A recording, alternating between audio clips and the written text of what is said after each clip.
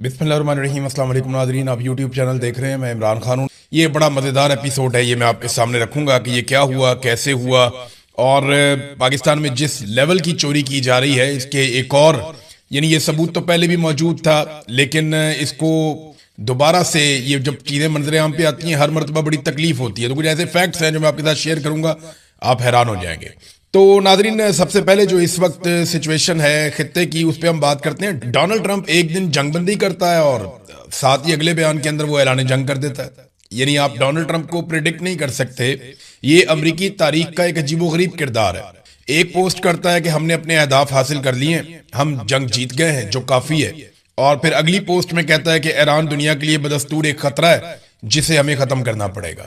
तो एक Donald Trump की पोस्ट से ऐसा लगता है कि जैसे ईरानी बहुत अच्छे हैं, मामला हल हो गया। एक से ऐसा लगता है कि उनसे बुरा दुनिया में कोई नहीं और मामला अभी हल नहीं हुआ।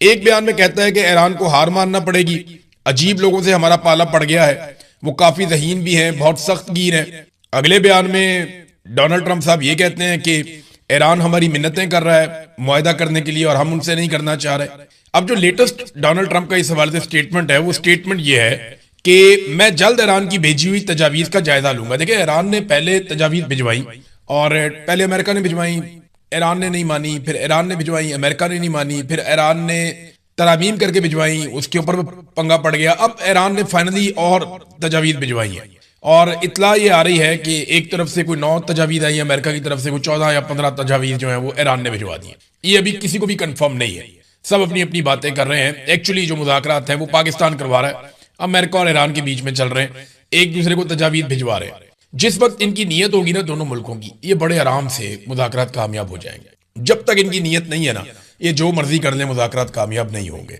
तो यहाँ पे डोनाल्ड ट्रंप ने कहा कि मैं जल्द ईरान की भेजी हुई तजावीज़ का जायजा लूंगा, मगर मेरे ख्याल में ये काबिल कबूल नहीं होगा, क्योंकि उन्होंने गुज़िश्ता 47 सालों में इंसानियत और दुनिया के खिलाफ जो कुछ किया है, इसके लिए उन्होंने अभी तक कोई बड़ी कीमत नहीं चुकाई।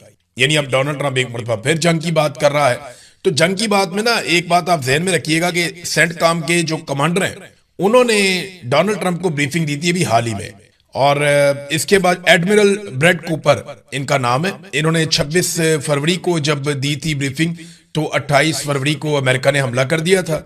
इस मरतबा इन्होंने दोबारा डोनाल्ड ट्रंप को एक ब्रीफिंग दी है कि क्या क्या कुछ किया जा सकता है ईरान के खिलाफ, वो कौन से 3 फौजी ऑप्शन हैं जिनके ऊपर अमल दरामद किया जा सकता है। मैंने आपको वो रिपोर्ट भी किया था। अब यही जो सेंटकॉम के कमांडर हैं, इन्होंने इसराइल से भी राब्ता किया है और इसराइली चीफ ऑफ स्टाफ ने हमांगी पैदा करने के लिए, क्योंकि अगर हमला होना है तो इसराइल ने साथ मिलकर हमला करना है।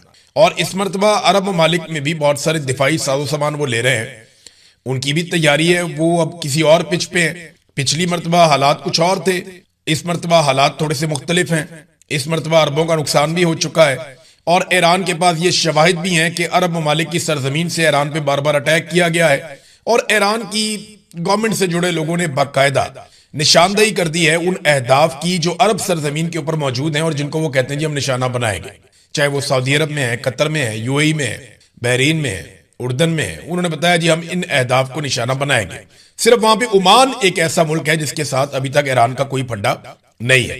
तो सेंटकॉम के जो कमांडर हैं उनका अब राब्ता हुआ इसराइली चीफ ऑफ स्टाफ से, ताकि हमांगी पैदा की जाए कि अगर हमला होता है तो किस तरीके से किया जाएगा। और ये खाली इतनी बात नहीं है, डोनाल्ड ट्रंप को ब्रीफिंग देने के बाद सेंटकॉम के कमांडर कूपर जो है वो फौरी तौर पे मिडिल ईस्ट आ गए हैं। एडमिरल ब्रेड कूपर इस वक्त मिडिल ईस्ट में मौजूद हैं और यहाँ पे जो दिफाई तैयारियां हैं उनको हतमी शक्ल दे रहे हैं, या जो जारहाना हिकमत अमली हो सकती है अमरीकी फौज की, उसको हतमी शक्ल दे रहे हैं और वो जायजा ले रहे हैं तमाम चीजों का ग्राउंड पर आके।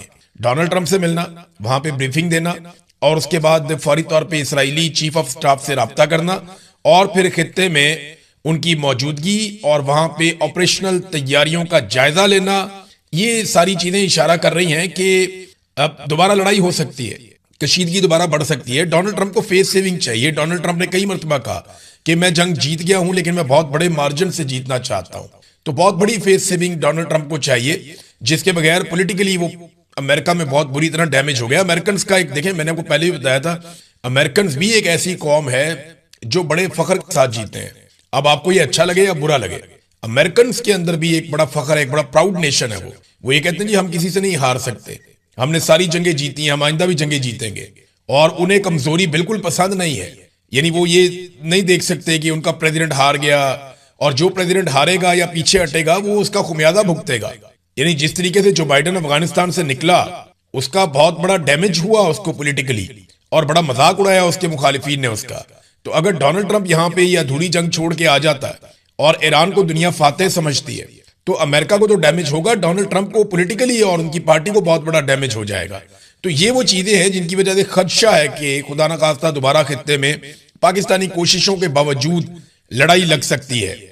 तो एक तो ये चीज हमें दिमाग में रखनी पड़ेगी, ये क्या कह रहे हैं। लेकिन सदर अहमदी नयाद जो ईरान के साबिक सदर है, उन्होंने जो एक स्टेटमेंट दिया ना वो बड़ा इंपॉर्टेंट है।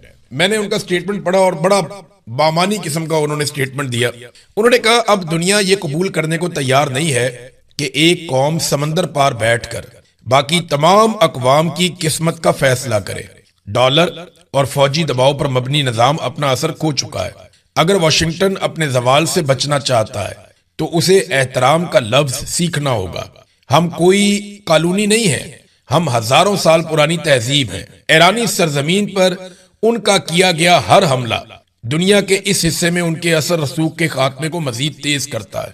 वो ये करते हैं जितना वो हमारे ऊपर हमला करते हैं ना, इससे दुनिया में उनका असर रसूख कम होता है अमेरिका का, उससे बढ़ता नहीं है। और डॉलर के हवाले से मैं अभी आपको, क्योंकि यहाँ पे बात हुई कि डॉलर के जरिए से और फौजी दबाव के जरिए से दुनिया को कंट्रोल करते हैं, तो यहाँ एक बहुत बड़ी खबर है, ये भी मैं आपको पढ़ के सुना देता हूँ। चीन और रशिया ने एक बड़ा कदम उठाया है। वर्ल्ड अफेयर्स नाम की जो एक वेबसाइट है उसने ये खबर भी जारी की है और आलमी मीडिया में छप भी रही है। चाइना ने दो बहुत बड़े कदम उठाए, लेकिन पहले आप ये देख लें कि Russia and China started trade in Russian rouble and Chinese yuan currency only stopping using dollars. वो ये कहते हैं कि रूस और चाइना जो है वो रशिया और चाइना की करेंसी के अंदर ट्रेड करना शुरू हो चुके हैं और सिर्फ इसी में वो ट्रेड करना चाहते हैं ताकि डॉलर का रास्ता रोका जा सके या डॉलर के इस्तेमाल को कम किया जा सके या उसको रोका जा सके। ये डॉलर के लिए अच्छी बात नहीं है, ये दो बहुत बड़ी मईशतें हैं। अगर इनके नक्शे कदम पे एक दो और मईशतें चल पड़ी, फर्ज करें अगर कल को जर्मनी कहता है कि हम यूरो के अंदर ट्रेड करेंगे, हम डॉलर में नहीं करेंगे। जर्मनी दुनिया की एक और बड़ी मईशत है ना, टॉप 5 के अंदर यही है, इंडिया है, जर्मनी है, जापान है, अमेरिका है, बरतानिया है, फिर रशिया भी टॉप 10 के अंदर आता है, चाइना दुनिया की बड़ी मईशतों में दूसरे नंबर पे है। तो अगर ये ममालिक जो है ये कह देते हैं कि हम अपनी अपनी करेंसी के अंदर ट्रेड करेंगे, और इंडिया जैसा एक बड़ा मुल्क भी ये कहता है कल को कि हम डॉलर में ट्रेड नहीं कर रहे, जिस मुल्क के साथ कर रहे हैं हम दूसरी करेंसीज में देख सकते हैं, तो अमेरिका के लिए बहुत बड़ा इशू हो जाएगा। और अगर डॉलर नीचे जाएगा तो अमेरिका का जो सुपर पावर का स्टेटस है वो खतरे में आ जाएगा। चाइना ने एक और स्टेटमेंट दिया है और ये जरा सख्त है। देखिए, अमेरिका ने पाबंदियां लगाई हैं कुछ बहरी जहाजों पे, कुछ कंपनीज के ऊपर, कुछ रिफाइनरीज हैं उनके ऊपर कि वो ईरान के साथ ट्रेड कर रहे हैं। अब इसमें जो स्टेटमेंट दिया है चाइना ने, चीन की वजारत तिजारत ने ऐलान किया है कि वो ईरानी तेल खरीदने के इल्जाम में निशाना बनाई गई 5 कंपनियों के खिलाफ अमरीकी पाबंदियों की तामील नहीं करेगा। चाइना ने बाकायदा अमेरिका की पाबंदियां मुस्तरद कर दी हैं। अमेरिका धमकी ये लगाता है कि अगर हमारी पाबंदियां कोई मुस्तरद करेगा तो हम उसके ऊपर टैरिफ लगा देंगे। तो चाइना कहता है लगाओ, हम भी लगाएंगे। अब चाइना इस लेवल पे ट्रेड कर रहा है अमेरिका के साथ और दुनिया के साथ कि इतना आसान नहीं है कि उसके ऊपर आप बड़ा सा टैरिफ लगा दें और यकतरफा तौर पे आप उसको दबा लें। और खास तौर पे उस वक्त जब आपकी फौजें चाइना के करीब मौजूद हैं, यानी चाइना का फासला यहां से कम है, अमेरिका का फासला बहुत ज्यादा है। चाइना थोड़ी सी सपोर्ट करे तो ईरान अमेरिका के लिए बहुत बड़ी मुश्किलात पैदा कर सकता है। तो चीन ईरानी तेल का एक बड़ा खरीदार है, खासतौर पर छोटी और आजाद रिफाइनरीज के जरिए, जिन्हें टी पॉट्स कहा जाता है। ये रिफाइनरियां कम कीमत पर फरोख्त होने वाले ईरानी खाम तेल पर इन्हिसार करती हैं। अमेरिका जो ईरान की आमदन कम करने की कोशिश कर रहा है वो इन पर पाबंदियां लगा रहा है। चीन का कहना है कि वो अमेरिकी पाबंदियों को तस्लीम नहीं करता। ये वजारत तिजारत है चाइना की जिसने ये स्टेटमेंट जारी किया, और चीनी कंपनियों और इदारों को भी इन पर अमल दरामद या इनकी तामील नहीं करनी चाहिए।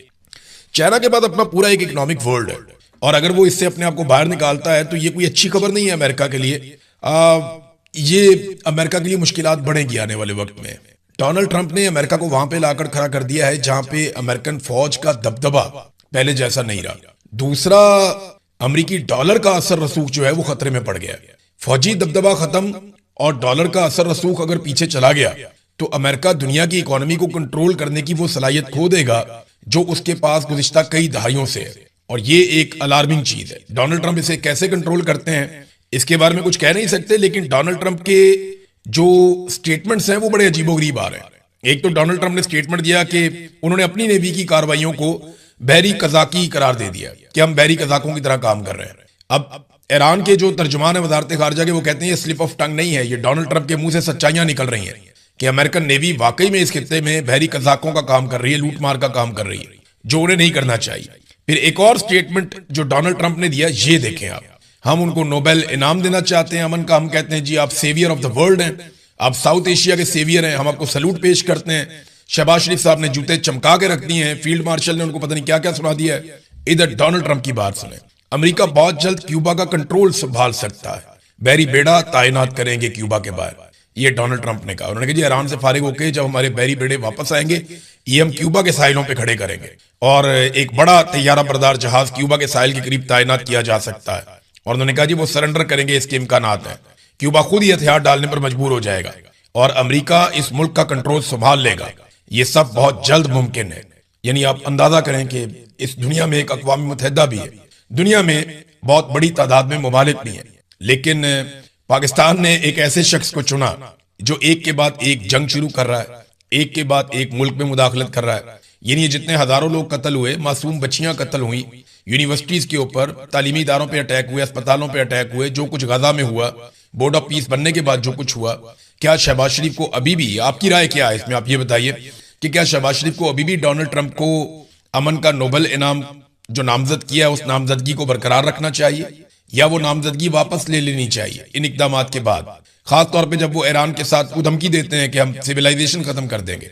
जब डोनाल्ड ट्रंप ये कहते हैं कि सिविलाइजेशन खत्म कर देंगे या पूरा मुल्क तबाह कर देंगे, उड़ा देंगे, तो इसका मतलब क्या है? जब वो ये कहते हैं कि हम क्यूबा का कंट्रोल संभाल लेंगे, जब वो एक मुल्क के सदर को उठाकर ले जाते हैं मदूरो को और अपने मुल्क में ले जाकर उसको बंद कर देते हैं, तो ये बहुत अजीब चीजें हैं जो दुनिया विटनेस कर रही है। अब आ जाए जरा पाकिस्तान के अंदर नाज़रीन, नवाज शरीफ के खास आदमी अफसार आलम और आसिम मुनीर के खास आदमी मोहसिन नकवी, इनके बीच में एक मामला ठन गया। वजह क्या बनी? अफसार आलम साहब का ये जो बहुत बड़ी एक बिल्डिंग नहीं थी कॉन्स्टिट्यूशन एवेन्यू पे, बिल्डिंग नंबर 1, यहाँ पे पहले होटल बनाना था, बाद में उन्होंने जी फ्लैट बना के बेच दिए, सिक्योरिटी इशू है। अब इसकी पेमेंट भी नहीं की हुई थी। यहाँ पाकिस्तान में तो बहुत दो नंबरी होती है ना, तो किसी ने ये भी नहीं सोचा कि यार कॉन्स्टिट्यूशन एवेन्यू के ऊपर है, सामने पार्लियामेंट है, सुप्रीम कोर्ट है, हाई कोर्ट है, यहाँ पे साथ ही जो है पार्लियामेंट, आगे जाके लॉजेज आ जाते हैं, कैसे हमारे मुकद्दस इदारे हैं यहाँ पे। तो इस जगह के ऊपर भी पैसा बना लिया अफसरान ने दो नंबरी करके, और फ्रॉड किस्म के माफिया ने यहाँ पे आके माल बना लिया, जजेस ने भी अपना पैसा खा लिया। अब वहां पे एक जो फ्लैट है वो अफसार आलम साहब का भी था। वो ये कहते हैं कि उन्होंने अच्छे वक्तों में जब ये जेरे तामीर था तब उन्होंने एक बुक करवा लिया था, तो ये बिल्कुल ठीक बात होगी उनकी। मैं बिल्कुल नहीं कह रहा कि ये उन्होंने करप्शन से लिया या कोई दो नंबरी से लिया, ये बात बिल्कुल गलत है अगर कोई ये कहता है तो। बिल्कुल उन्होंने अपने हक हलाल के जायज पैसों से या तनख्वाहों से लिया होगा। वो अच्छी तनख्वाहों पे मीडिया में काम करते रहे, और जो लोग मीडिया में काम करते रहे उनके लिए 2, 4, 5, 10 करोड़ का फ्लैट लेना या प्लॉट लेना कोई मुश्किल नहीं है। यहाँ 5 मिलियन से 10 मिलियन तक तनख्वाह होती है पाकिस्तान में मीडिया वालों की, जो अच्छा काम करते हैं। अफसार आलम साहब का तो मुझे आइडिया नहीं है, लेकिन जो अच्छा काम करते हैं उन्हें अच्छी खासी तनख्वाह भी मिलती है पाकिस्तान में, और किस्तों पे लेना तो कोई रोला ही नहीं है। तो वो कहते हैं जनाब उनका वहां पे एक फ्लैट था, जब मामला यहाँ पे आया तो उनको गुस्सा आ गया। अब गुस्से के अंदर उन्होंने क्या कुछ कह दिया, उन्होंने कहा जी मोहसिन नकवी ने इस्लामाबाद के दिल में बिल्डिंग पर हमला किया, रेंजर्स को गैर आईनी और गैर कानूनी तौर पर इस्तेमाल किया, उनकी कमांड के हुक्म के बगैर उन्हें इस्तेमाल किया गया, और अभी कोर्ट का तहरीरी ऑर्डर भी नहीं आया था और ये सारा कुछ कर दिया गया। ये अफसार आलम साहब थोड़ा अरसा पहले जब कच्ची आबादियां गिराई जा रही थी तब नहीं बोले, जब रेंजर्स को इस्तेमाल करके नहते शहरियों पर गोलियां चलाई गई तब नहीं बोले। पहले भी तो रेंजर्स को इस्तेमाल किया गया, आज तो सिर्फ बिल्डिंग खाली करवा लेते, पहले तो इंसानों का कत्लेआम कर दिया गया। आप कह रहे थे नहीं कोई कत्ल नहीं हुआ, कुछ नहीं हुआ, आप तो 2 नंबर अजीब तरीके से बात कर रहे थे, याद है आपको? तो अफसार आलम साहब अब अपनी बिल्डिंग पे बात आई है या अपने प्लॉट पे बात आई है, आपका हक हलाल का होगा, लेकिन जब बात अपने घर पे आई है तो आपको कितनी तकलीफ हुई है। तो वो जो लोग कत्ल हो गए वो भी तो किसी के बच्चे थे। ये जो कच्ची आबादियों में हजारों लोग जो बेघर हो गए हैं बहुत बड़ी तादाद में, उनके भी तो घरौंदे थे, वो तो उन घरों के अंदर रहते थे, आप तो यहाँ पे रहते भी नहीं है, ये तो सिर्फ आपकी एक प्रॉपर्टी थी। यानी जिस एलीट क्लब की इमारत में अफसार आलम साहब का अपना फ्लैट था उस पर मोहसिन नकवी साहब का रेड हमला करार दे दिया गया, रेंजर्स की मदद लेना गैर कानूनी गैर आईनी करार दे दिया उन्होंने। इससे कबल दर्जनों आम बस्तियां मलिया मेट हुई, तब ये बिल्कुल चुप बैठे हुए थे। सियासी कारकुनों पर असली गोलियां चली, लोग कत्ल हुए, इनको वो रबड़ की गोलियां लगती थी और रेंजर्स का वहां इस्तेमाल इन्हें ऐन कानूनी और आईनी लगता था। यानी ये मुनाफिकत नहीं है तो और क्या है? ये अब अफसार आलम साहब बताएं ना।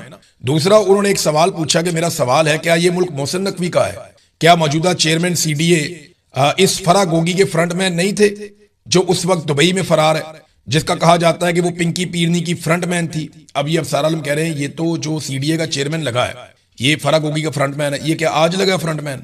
एक दिन पहले आपने ये स्टोरी क्यों नहीं की? यानी जब तक मोहसिन नकवी की हुकूमत ने अफसार आलम के फ्लैट पे हाथ नहीं डाला तब तक अफसार आलम साहब को ये सीडीए का चेयरमैन गलत नहीं लगा, तब तक ये सीडीए का चेयरमैन अफसार आलम को फराह गोगी का फ्रंटमैन नहीं लगा, तब तक अफसार आलम को रेंजर्स के इस्तेमाल पे किसी किस्म का एतराज नहीं हुआ, तब तक अफसार आलम को इस्लामाबाद में होने वाले कच्ची आबादियों के ऊपर हमलों पे किसी किस्म का कोई एतराज नहीं हुआ।